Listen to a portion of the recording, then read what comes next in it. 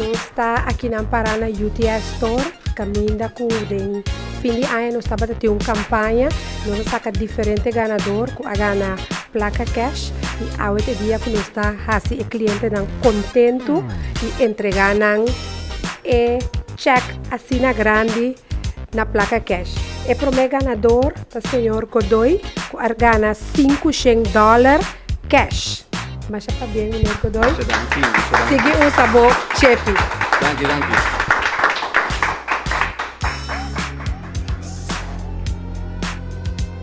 Well, está un honor para mí allá $500. Estaba hasta upgrade ayer, la llamada que me recibí se acabó. Tanto ahora ya, muchas danke. Opi viaja más. Sigue o sabor Chepi, para você ter chance para seguir ganhando com o Chepi. Así, ¿no? No seguinte ganador está a senhora Valentine, que gana $750 cash. Mas já para bem, senhora Valentine, um fiel cliente de UTS. Está bem.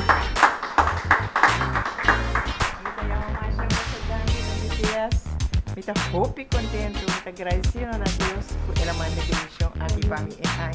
Em nome do Senhor, danke. Amém. Seguiu o sabor Chepi e assim ne botem mais chance de ganhar. Nós de terceira ganadora tá a senhora Fionela Martes, que por certo nos incubisa agora nós chamele ayer e não por querer que ela ganha prêmio assim bonita, assim grande. Te ainda agora te quer mirando e check grande aqui e te realizar que de verdade me gana. Fionela macha pa bem.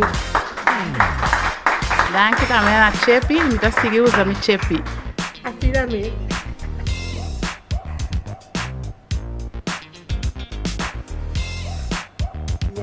E nós promete prêmio a resultar para a senhora Liana Frances, que ayer também nós donele é tremenda surpresa de Yamele.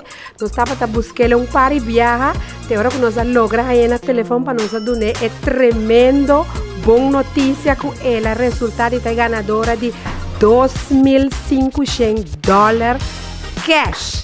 Mas já para bem, senhora Frances, seguiu o sabor Chepi.